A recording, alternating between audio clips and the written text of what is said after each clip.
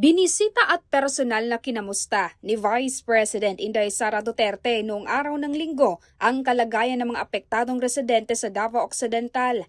Kasunod ng pagyanigin ng 7.8 magnitude na lindol sa Soc-Sargen noong 8 ng Hunyo. Kabilang sa mga tinungo ng pangalawang Pangulo, ang Ignacia A. Guillermo Central Elementary School sa Barangay Nuwing Jose Abad Santos, Davao Occidental.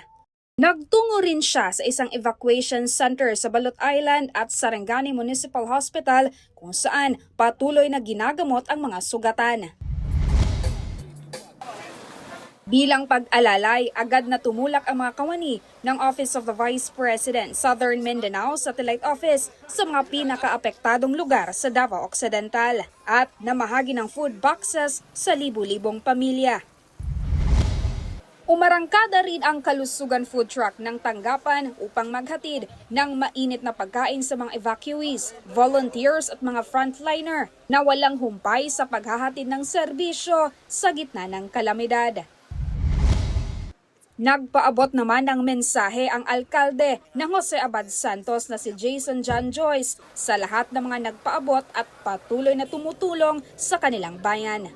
Karon ang ato ang priority inyong food security nga naamoy makaon sa matag adlaw no, nag-deliver naman og pagkaon ang DSWD, ang Office ni President, Office ni Vice President at 22,576 household mahatagan og food packs. Ug syempre after that would be our recovery and rehabilitation no. Magtabang pod ang ato ang gobyerno nga makabuhat mo balik sa inyong mga panimalay so mapadayon na nato ang normal nga kinabuhi. So bangon jas senyos.